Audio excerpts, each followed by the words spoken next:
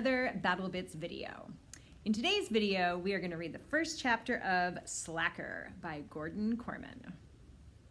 So this is chapter 1 of Slacker. Chapter 1, Cameron Boxer. It was ill being a good thing for it to be. The basement was dim, the couch was soft and comfortable, perfectly molded to the contours of my butt by the thousands of hours I'd spent on it. And the aliens coming out of the smoldering wreckage of the mothership were dazed and slow, ripe for the blasting. It was a moment to savor, but there was no time for savoring. The controller was an extension of my hands as I took aim and fired. My friends Pavel and Chuck had my back, and also this guy Borge, who was in Malmö, Sweden. Their voices rang out through my headset. We were a tight-knit team, even though Pavel was playing from 3 doors down, Chuck from 2 blocks over, and Borge at a distance of 5,000 miles. The aliens were shouting too, but they didn't seem to be as organized as we were, and definitely not as dedicated. I heard another voice, my mother's, coming from upstairs. I ignored it. Nothing that happened on Earth could be important right now. The basement lights began to flash on and off. Now that annoyed me. With great effort, I had created a cave-like atmosphere ideal for gaming. And here was Mom, standing outside the cave, flicking a switch and ruining my concentration. "What?" I hollered, my finger tapping the Y control, which created a steady pulse of omega radiation that the extraterrestrials were especially sensitive to.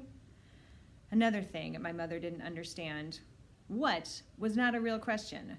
What meant I'm busy, or do not disturb, or even go shout at someone who isn't involved in a life and death struggle with 7-foot insects. She said something about having to go out, ziti in the oven, in 10 minutes. What I heard was blah, blah, blah, blah, blah, blah, blah. Seriously, if she was going to be back in 10 minutes, why did I have to know about it at all? I had an alien hit squad on my tail. I focused on the screen, trying to peer through the burning extraterrestrial atmosphere. Suddenly, a voice eerily like Darth Vader's announced, "Cover me while I plant the heavy neutron seed." Chuck was the first to panic. "Cam, did you hear that? It's him." "Yeah, but which one is he?" Pavel added desperately. Borge was babbling excitedly, but when he got too amped up, he switched to Swedish, so he wasn't much help. I stared at the hideous aliens on the screen, with their armored insectoid bodies, undulating antennae, and cold, hooded eyes. It was impossible to tell which was being manipulated by the owner of that deep voice. I screamed one word. "Attack!" And we did, blasting away with lasers, disruptors, and antimatter grenades. I even threw rocks. It had to be the most intense battle we'd ever fought. It raged on and on and on.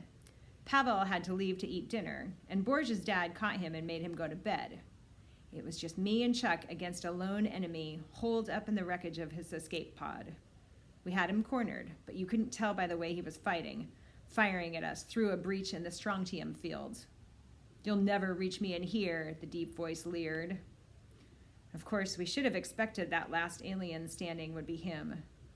The gamer with the Darth Vader voice synthesizer had been stalking me online for months, foiling my Normandy invasions, sacking my quarterbacks, forcing my chariots out of the Circus Maximus, and battering me with steel chairs in extreme wrestling matches.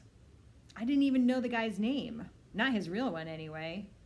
He went by his gamer tag, Evil McKill People of Toronto, Canada, my arch nemesis. "What are we going to do, Cam?" Chuck was losing his nerve. "We can't blast through strontium." "Aim for the breach," I advised. "But he's aiming at us. And, oh, hi, Mom. Dinner time already?" "Do not put down that controller," I ordered. "We've got him outnumbered." The next voice I heard wasn't Chuck's or Darth Vader's. It seemed to be coming from outside. What was it saying? I raised the headphones from my ears. "This is the Sycamore Fire Department. Is there anybody in the house?" Well, that had to be the stupidest question ever asked. Of course I was in the house. Why did the fire department want to know that? Without putting down the controller, I got up, ran to the high window, yanked away the pillow I jammed there for extra darkness, and peered outside. All I could see were fire engines and guys in heavy raincoats and rubber boots. "What?" I exclaimed out loud, and this time it didn't mean "do not disturb" or "I'm busy." It meant, Why is the entire Sycamore Fire Department parked on our lawn? An enormous crash shook the foundation of the house. Heavy running footfalls sounded upstairs. A moment later, the basement door was flung wide and one of those giant raincoats appeared on the stairs, enveloped in a thick cloud of smoke. "Kid, what are you doing here?" he barked. "I'm finally going to beat evil McKill people," I yelled back. "Your house is on fire." He shoved me upstairs, the controller still clutched in my hand. By that time, another firefighter had invaded the kitchen and found the baked ziti, a coal-black, charred lump of carbon. "False alarm," he announced. "This casserole burned and the whole house filled with smoke. Neighbor reported it pouring out the windows." He turned to me. "Good luck getting the black off that ceiling." Well, my mother's blah, blah, blah, blah, blah, blah, blah came back to me then. Only this time it sounded more like, "I'm making baked ziti for dinner, wait 10 minutes and take it out of the oven." That would probably have been about an hour ago. You know, back when our house still had a front door. I'd always wondered why firemen carry axes. Now I know. I was bound to hear a whole lot about this later tonight. It was definitely going to disturb my lifestyle. Worst of all, when I finally went back down to the basement, the TV screen showed my character lying stone dead on the alien surface. Evil McKill people was standing over him, a leering grin on his green lips. Video games were exactly like life, only better. Both followed the laws of cause and effect. You take a turn too fast in a racing game, you roll your car. Or in the real world, if you don't hear your mom talking about ziti in the oven, the fire department will bust down to your door. It was easy to get a new race car. That happened with the touch of a button on your controller. Our door, on the other hand, turned out to be a non-standard size. "Fensterman says it's going to take a month to custom make a new one," raved my father, explaining why we now lived with a piece of plywood nailed across the front entrance of our house. For the next month, we would have to use the back door. Dad wasn't shouting because he was mad at me. He was shouting to be heard over the roar of the giant fans that stood all around, blowing out the smoke and burnt smell left over from the ziti.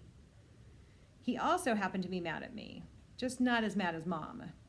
"I asked one little thing of you, Cameron Boxer," she seethed. "One thing. Take the ziti out after 10 minutes and turn off the oven." "That's 2 things, I pointed out. 2 things any orangutan could do, no problem," she raged. Of course, he'd have to swing away from the game console for 30 seconds. Now that bothered me. "You know," I said, "you and Dad run a furniture store because that's your lifestyle. Video games are my lifestyle. I'm not a big furniture fan, but I don't dump all over it because I respect your lifestyle." My father's eyes bulged. "That lifestyle puts food on the table and clothes on your back, and it pays for things like video games and the electricity to run them." "First prize at the Rule the World is $10,000, I reminded them. That was the East Coast Gaming Championship coming up in November. Pavel, Chuck, and I were in training, although I hadn't decided yet which of those guys to take on as my wingman. We called ourselves the Awesome Threesome, but Rule the World only accepted twosomes. Mom sighed. "It's not the money. It's not the dinner. It's not even the house full of smoke and the ruined door." "It's a little bit about the door," Dad corrected her. "And it'll be a little more if our insurance premium goes up because of this." Mom ignored him. "Look at yourself, Cam. You're pale as a ghost. You look like you just got out of prison. The best thing I can say about your grades is that you're not failing. You've never played a sport." "Too sweaty," I interjected. She forged on. "Or did drama." "Too showy." "Or joined a club." "Too many strangers." "Or participated in a single extracurricular activity." "Cam, if you didn't have a birth certificate, it would be next to impossible to prove that you even exist. Your only interest is video games." She said this like it was a bad thing. I was proud of my lifestyle. I saw this guy on TV once who said the key to happiness was to find what you love to do and do it. I'd lived by that rule for every one of my 13 years. Obviously, I still went to school and flossed and got haircuts and flu shots and all that. Even the TV guy admitted nobody could get away with only the good stuff. But if you could keep the balance in favor of doing what you love, 80-20, let's say, you could be at least 80% happy, which is still pretty ill. My dad took up the lecture. We're not saying there's anything wrong with video games in moderation, but you don't do anything else. Sooner or later, it's going to cost you the chance to have any kind of life that doesn't come with an avatar on a screen. Not to mention that you're hogging the game system that was bought for the whole family. Your poor sister has to go to a friend's house if she wants to play at all because you're always on ours.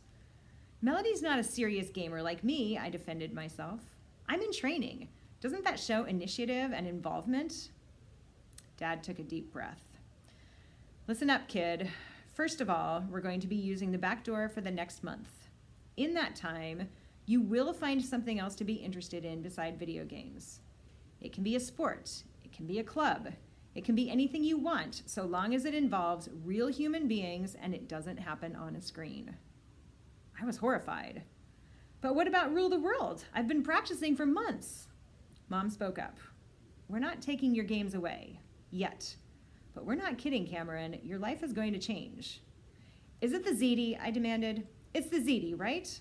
When I win the contest, I'll buy you $10,000 worth of ZD. Don't be ridiculous. Your future is more important than any amount of ZD. This is going to happen, Cameron. It's going to happen before we have a real door again, and if it doesn't, you will lose that game system. I staggered back. Honestly, like I'd been punched. I remembered something else the TV guy had mentioned. There were always going to be people trying to mess up your lifestyle. I'd been on guard for those people my entire life, but I never dreamed they'd turn out to be my own parents.